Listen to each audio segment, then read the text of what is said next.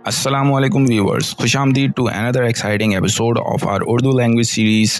आज का टॉपिक है डोमिनेंट। आप सब ने इस वर्ड को सुना होगा, लेकिन क्या आपको इसका सही इस्तेमाल मालूम है?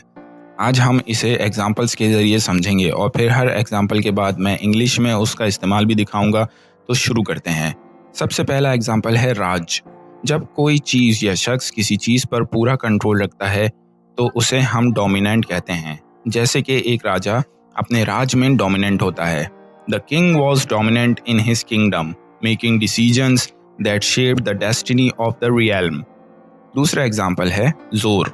अगर कोई शख्स किसी मामले में जोर या कुव्वत रखता है तो उसे भी हम डोमिनेंट कह सकते हैं।